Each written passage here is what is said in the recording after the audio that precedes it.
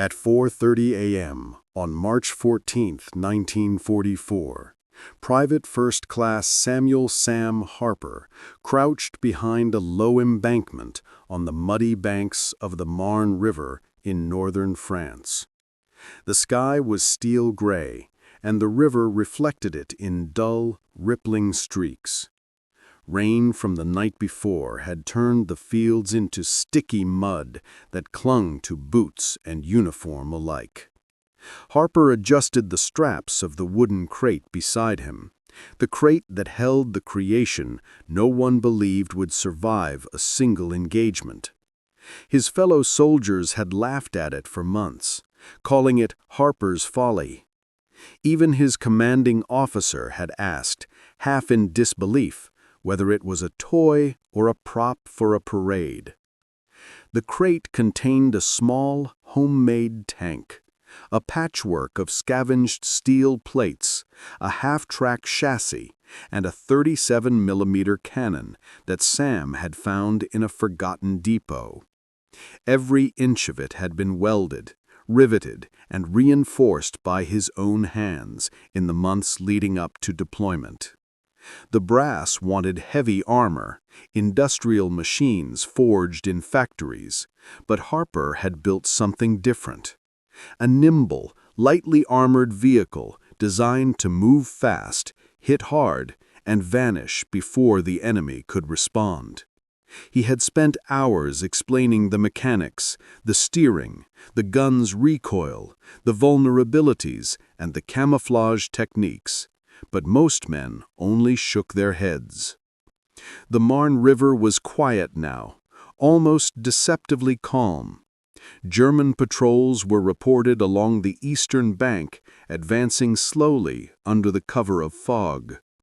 Harper's company had already lost 12 men over the past 3 days to sniper fire and machine gun nests. Every officer in the chain wanted a miracle, and Sam believed his little tank could be it. He had tested it across empty fields and abandoned warehouses, running it through the mud, adjusting track tension, and recalibrating the cannon until each round struck precisely where he aimed. Every crew member called it a death trap, but Harper had spent enough nights awake, alone in his workshop, to trust that it would hold together when it mattered most. By 5 o'clock, the first German rifle crack sounded, distant but unmistakable. The men in Harper's platoon flinched instinctively, gripping their rifles as though sheer panic could protect them. Harper's toy sat ready, its low profile hidden among reeds and broken timber along the riverbank. He had positioned it carefully. A single mistake now, a slip in the mud or a miscalculated gear shift, and it could be destroyed before it fired a single shot. He ran through every control in his mind: steering, cannon elevation, track speed, engine throttle. Every contingency had been rehearsed, every potential hazard visualized in detail. The lieutenant gave the order to advance. Most of the platoon hesitated at the riverbank, but Harper slid open the hatch and climbed inside. The smell of oil and wet steel filled the cramped cabin. He ran his hands over the controls, feeling every bolt, every lever. He pressed the ignition, and the engine roared, not loud, but assertive enough to signal life. Slowly, he guided the vehicle forward into the shallow water, watching as mud and rainwater splashed along the tracks. The tank moved steadily, and the men standing on the bank watched, mouths open, as their supposed toy crossed a river faster than any industrial machine would have dared. By 5:23, Harper had positioned the tank along the river's bend, concealed behind a cluster of broken barges and reeds. He peered through the periscope slit at the eastern bank, eyes narrowing as he searched for movement. German soldiers were advancing, lightly armored infantry, machine gun teams, and scouts probing the river's edge. The enemy had no idea a single, unconventional vehicle waited for them in the mist. Harper adjusted the cannon and ran a final systems check. The moment of truth had arrived, and everything depended on the confidence he had built over 6 months alone in a workshop, hammering steel and refining his vision. The first German soldier emerged from the fog at 0440. He was alone, carrying a scoped rifle, moving carefully along a shallow ford. Harper's hand tightened on the firing lever. He didn't hesitate. The cannon roared, and the shell hit the ground 50 feet in front of the soldier, sending mud, water, and shrapnel into the air. The man went down, screaming, before the second round tore through the riverbank nearby. Within seconds, the platoon froze, staring as the tank delivered rapid, precise fire, every shot under Harper's complete control. The fog masked their positions, making the vehicle seem faster, more lethal, more invincible than it actually was. The German infantry reacted slowly, confusion spreading along their ranks. Machine gun nests opened fire, but the rounds bounced harmlessly off Harper's reinforced steel plates. He had anticipated this, angle calculations and sloped armor absorbing bullets while he kept the cannon aimed at advancing troops. The tank was nimble, moving in short bursts between cover, smoke and mud hiding its trajectory. Every shot found a target. Every maneuver forced the enemy to hesitate, retreat, or panic. Harper's toy had become a weapon of terror, and the ridicule of months vanished into the mud and fog along the riverbank. By 0555, entire squads had been pinned down. Harper's cannon fired another round, striking a machine gun nest perched atop a ruined farmhouse. The explosion shattered the roof, throwing debris into the air and silencing the crew inside. American soldiers on the riverbank began shouting, moving forward cautiously now, inspired by the effectiveness of the unorthodox tank. Officers who had doubted Harper now issued hurried orders, realizing that a single, improvised machine could achieve what conventional units had failed to do in hours of skirmishing. Harper did not pause. He had calculated every angle of engagement, every potential threat, every line of fire. His mind worked as fast as the machine's engine, and he guided it along a concealed path that allowed maximum coverage with minimal exposure. The fog hung thick, masking both the tank and its operator, and he used it like an ally, letting the enemy stumble into crossfires he had already imagined in his mind. By now the river was littered with overturned carts, destroyed barricades, and the bodies of those who had underestimated the small machine in front of them. At 06:05, Harper noticed movement to his left, a group of German soldiers attempting to flank the tank using a grove of trees as cover. He angled the vehicle, firing rapidly, forcing them back into open ground. Each shell landed with mechanical precision, throwing mud and leaves into the air, forcing the enemy to scatter. The infantry on his side began advancing cautiously, gaining confidence in a machine no one thought could survive a single firefight. Harper's heart pounded, not from fear, but from the satisfaction of watching months of planning unfold perfectly under fire. By 06:15, the first wave of the enemy had been neutralized. Harper slowed the tank, peering through the periscope as soldiers regrouped, confusion evident in their movements. The toy had achieved what conventional tactics could not, halting a full battalion advance along the river, buying hours for American reinforcements to move into position. Harper leaned back, wiping mud from his brow, listening to the distant shouts and gunfire. The fog began to lift, revealing the chaos that he had orchestrated from inside a crate of steel, engines, and ingenuity. By 6:30, the riverbank was a scene of quiet chaos. Harper maneuvered his tank along the muddy embankment, scanning through the periscope for movement. The first wave of German infantry had retreated, but Harper knew they would regroup. Experienced soldiers rarely surrendered in panic. They adapted. He had anticipated this. Every movement of the half-track was deliberate, calculated to force the enemy into his kill zones while keeping the tank shielded by natural cover.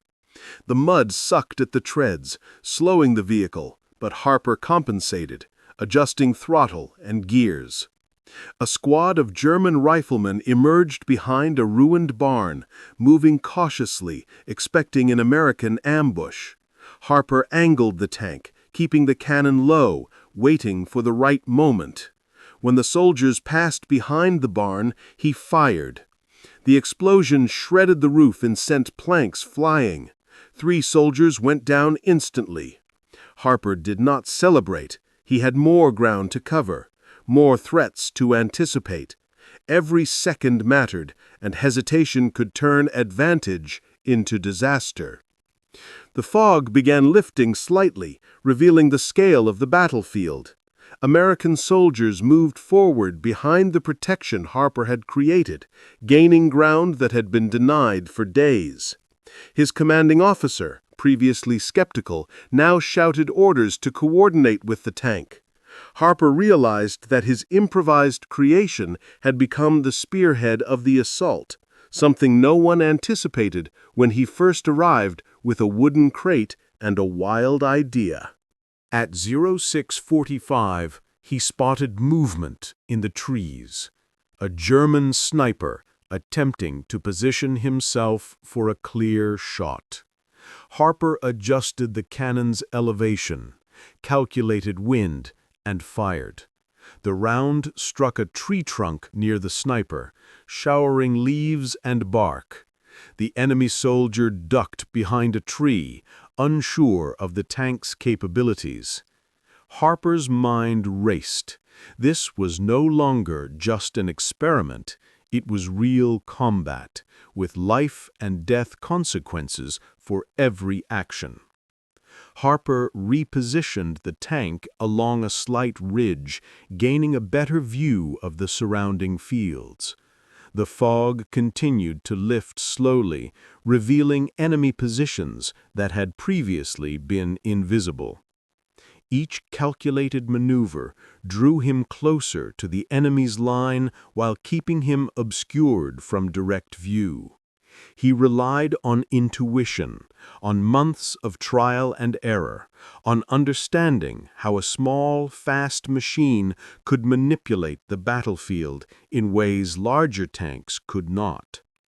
By 0700 hours, the first small German armored vehicle attempted a flank.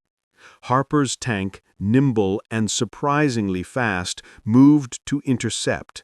A single well-placed shot disabled the vehicle's treads. Enemy soldiers abandoned it immediately, scrambling into the fog. Harper breathed deeply, keeping the tank moving, scanning for threats. The riverbank, once a line of vulnerability for his platoon, was now a landscape he controlled with precision, skill, and relentless focus. By 7:15, German forces had begun organizing a counterattack. 2 companies moved through the open fields, expecting to sweep the river and drive the Americans back. Harper anticipated their strategy, noting the spacing, the gaps, the cover they relied on.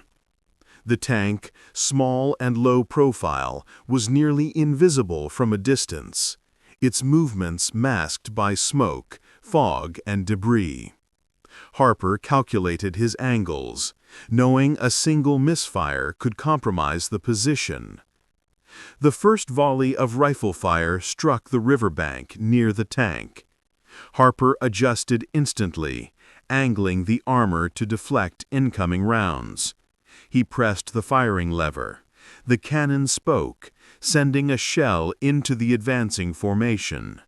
Soldiers fell in the mud, screaming, and the remaining men hesitated. Harper could hear shouts through the fog, confusion spreading among the ranks. The counterattack had stalled, forced to reconsider a position already compromised by one improvised vehicle. The tank moved forward, flanking the enemy's right side. German machine guns opened fire, rounds ricocheting off reinforced steel. Harper's mind raced, plotting each step, each angle of advance. He fired again, taking out a machine gun nest behind a shattered barn. Mud, timber, and smoke flew into the air, forcing the enemy to scatter. Harper felt no thrill, only focus, clarity, the cold satisfaction of knowing his machine could perform under pressure where conventional methods had failed. By 7:30, American soldiers began moving through the cleared paths. Harper's improvised tank became a moving fortress, suppressing enemy fire, drawing attention away from infantry maneuvers. Commanders shouted over radios, their skepticism replaced with respect. The toy had become the centerpiece of the defense, a proof of ingenuity and perseverance against overwhelming odds. Harper spotted a group of German officers trying to rally men near a ruined windmill. He calculated distance, wind, and trajectory, firing a single round. The windmill shattered, and the officers went down. The German lines began faltering. Harper's presence had shifted the battle's momentum, turning confusion into panic among the enemy. Every move, every calculation had brought him here, to the edge of control over a chaotic battlefield. By 7:45, the counterattack had faltered completely. German soldiers retreated into the fog, leaving behind equipment and wounded. Harper withdrew slightly, repositioning the tank to cover the river's ford. The day's first phase had proven the machine's effectiveness. Harper wiped mud from his face, listening to distant gunfire and the sounds of soldiers advancing safely behind the protection he had created. At 8 a.m., intelligence reached Harper. A German patrol of 50 soldiers was moving along a secondary path to flank the American position. Harper quickly evaluated terrain. Trees, fallen logs, and a shallow ravine offered perfect concealment for an ambush. He guided the tank into position, lowering its profile behind the embankment, and waited. Silence was broken only by distant gunfire and the river's gentle rush. The first German scouts entered the kill zone. Harper fired the cannon, hitting the lead soldier squarely and scattering the others. The remaining patrol scrambled for cover, not realizing they had walked into a trap. Harper calculated the next shell's trajectory, adjusted for wind, and fired again. Every round found its mark, sowing confusion and panic. He realized that the combination of speed, firepower, and surprise was the advantage no standard armored vehicle could replicate. The Germans attempted to return fire, but Harper had predicted their positions. Machine gun rounds struck the embankment and trees around him, bouncing harmlessly off reinforced steel. Harper's mind raced. How to maximize damage, minimize exposure, keep the infantry safe. He moved the tank in short, calculated bursts, keeping the enemy disoriented, unable to predict the source of fire. By 8:15, the ambush had decimated the patrol. Harper observed from the periscope as survivors fled in disarray, abandoning rifles and supplies. The American platoon moved cautiously through the area, picking up stragglers and securing equipment. Harper stayed behind, calculating the next possible threat, the next angle of approach. The riverbank, once vulnerable, was now dominated by his toy. At 8:30, Harper spotted movement upstream, another small German recon group attempting to cross unnoticed. He angled the cannon and fired a shell across the river, cutting the group off. The explosion forced them back into the open, where infantry rifles could finish the job. Harper's tank had become a force multiplier, allowing relatively inexperienced soldiers to control terrain usually defended by a battalion. By 8:45, command called Harper for a status report.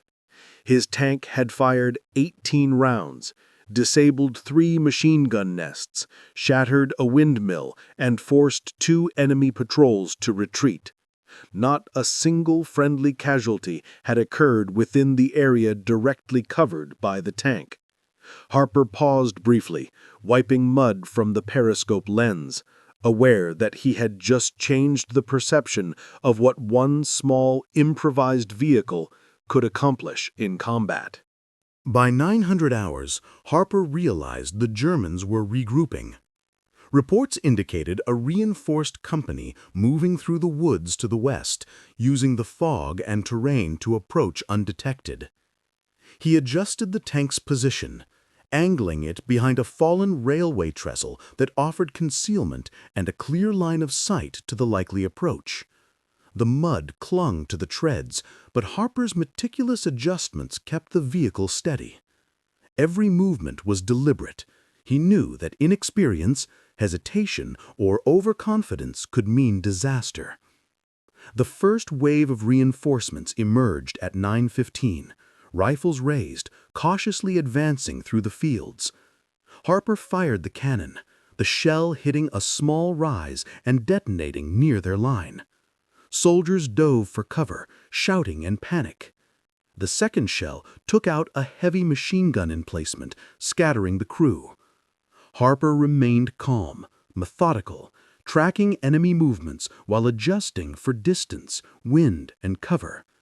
He had spent months visualizing every possible scenario, and now those hours of planning paid off under fire. By 9:30, the Germans attempted to flank Harper's position from the north. The tank, nimble despite its weight, maneuvered along a hidden ditch, avoiding direct lines of fire while keeping the cannon aimed at advancing soldiers. Harper's mind worked like a chessboard, anticipating each move, countering before it fully unfolded. He knew the enemy had never faced a tank this small, this unconventional, this unpredictable. Every shot was calculated to maximize impact and force confusion among the ranks. The American infantry began advancing under the protection Harper had created. Every movement he made gave his comrades cover, allowing them to move forward without casualties.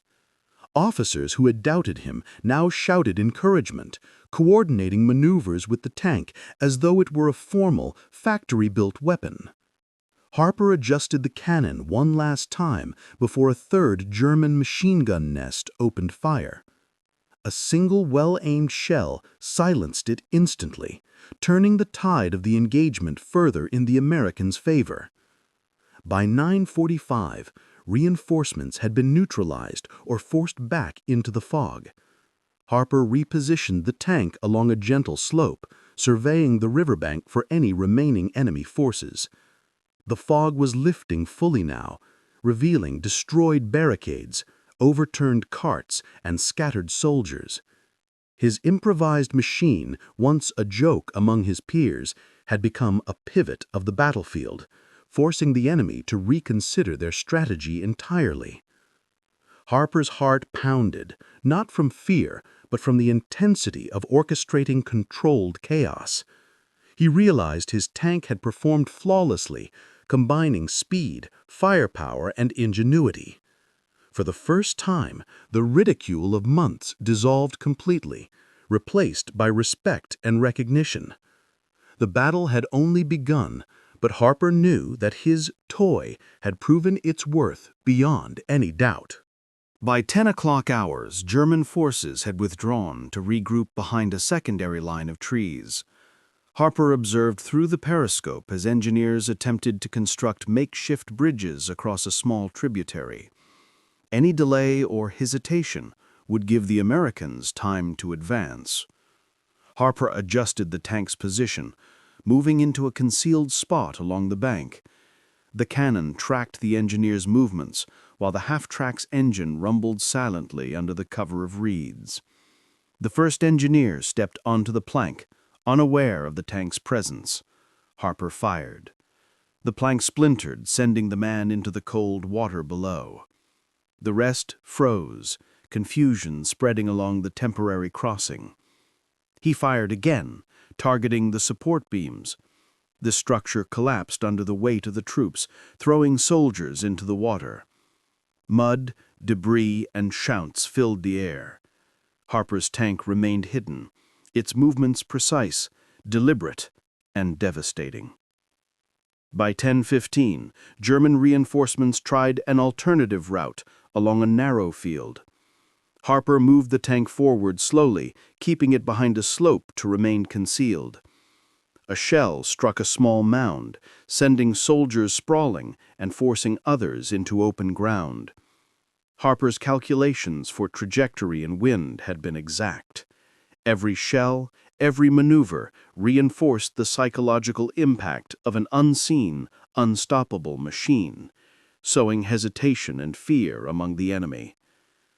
The American infantry advanced cautiously behind Harper's cover. Every step they took was safer because of the tank, allowing them to occupy positions previously denied by enemy control.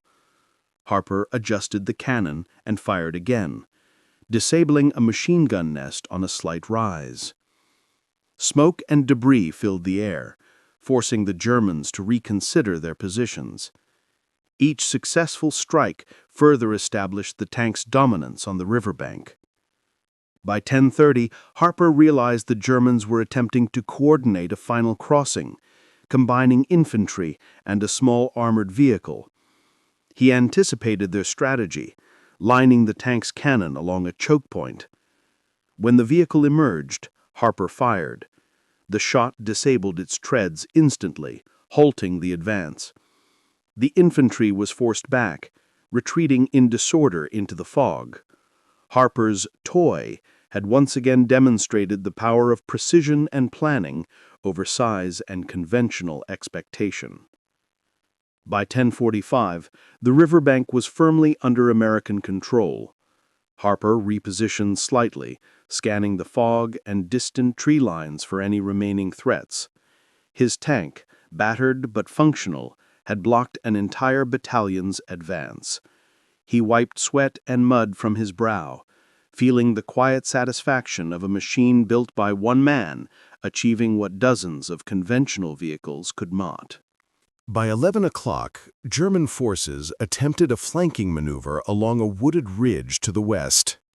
Harper anticipated this immediately, using the half-track's mobility to position the tank behind a natural berm with clear fields of fire.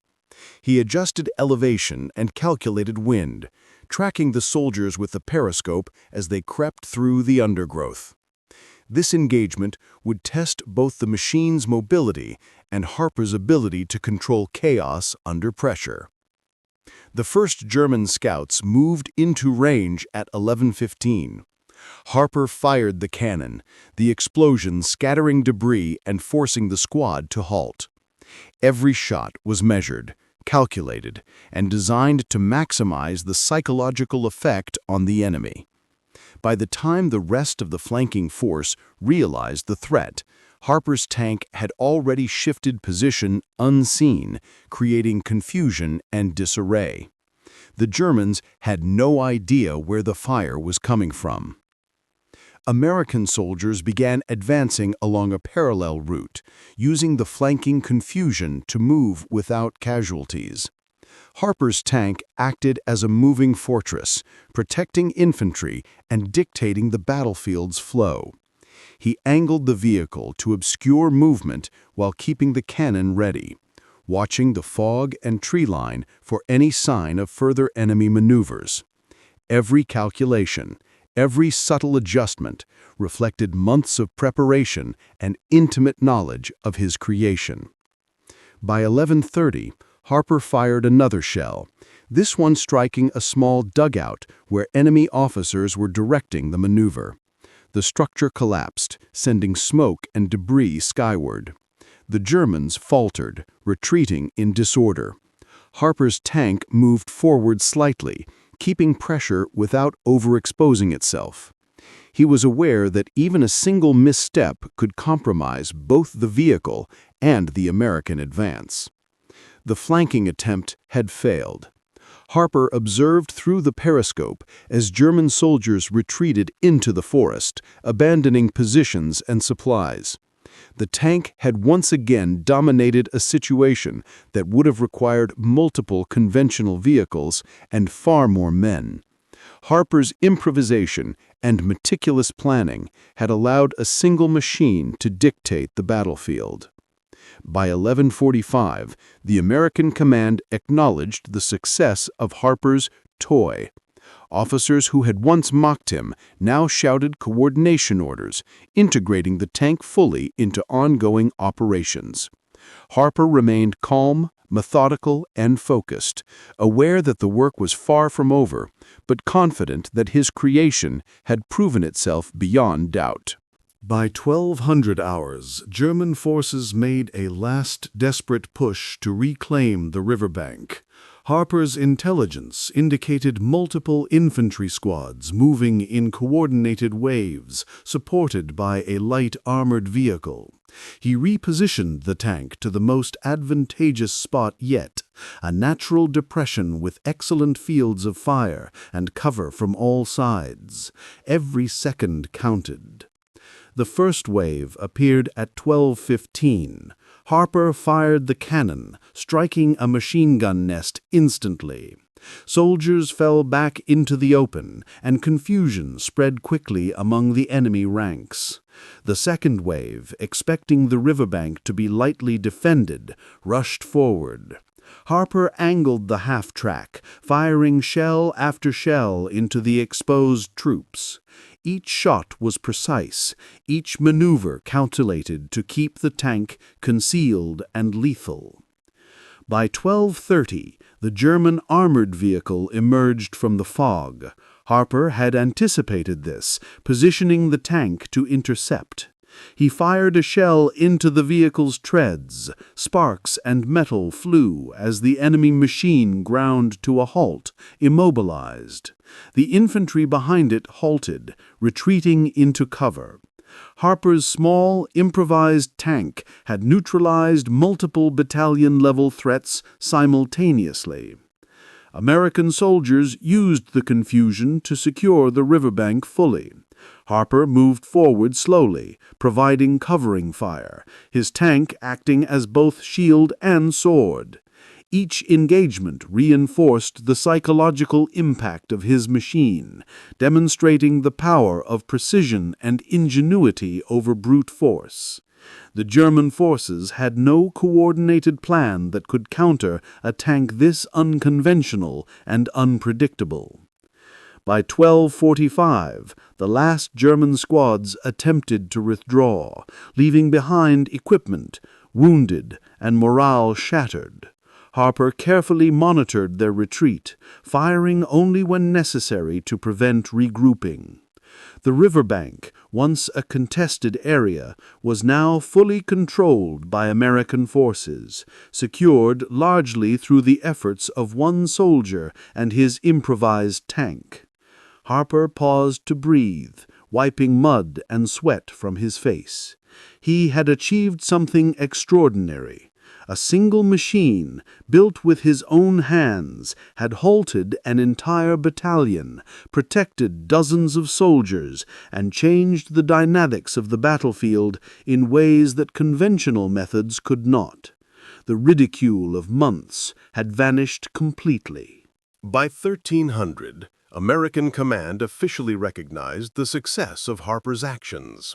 The improvised tank had destroyed multiple enemy positions, stopped a battalion-level assault, and allowed infantry to advance without casualties. Officers praised Harper's ingenuity, courage, and meticulous planning. The toy had proven itself as a weapon of precision, mobility, and psychological impact, far beyond its humble origins. Harper's fellow soldiers gathered around the tank, once skeptical, now in awe. They examined the welds, the chassis, the cannon, and the ingenuity that made it all possible.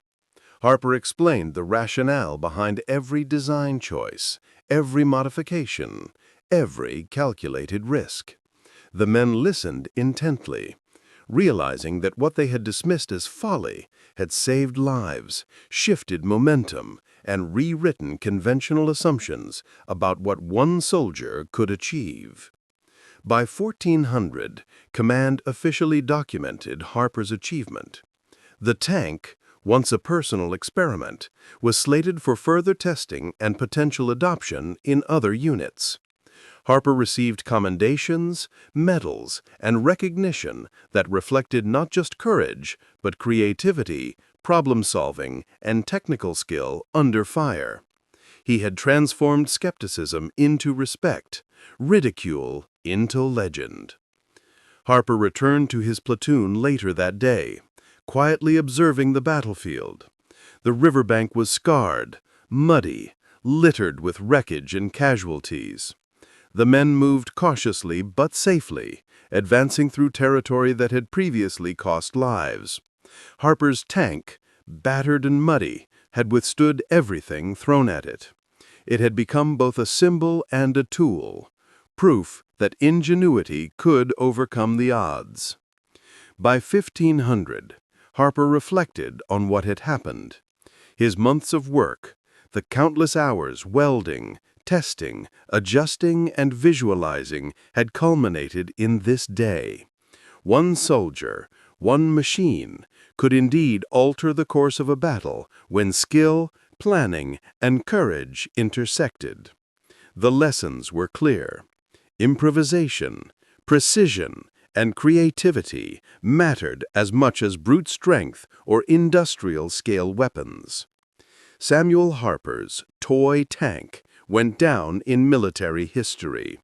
It was studied in training, cited in after-action reports, and remembered by soldiers who witnessed its impact firsthand. Harper himself never sought fame. He had built a machine, tested it, and used it to save lives and achieve victory. The story of Harper and his homemade tank remained a testament to the power of individual skill, courage, and ingenuity in the chaos of war.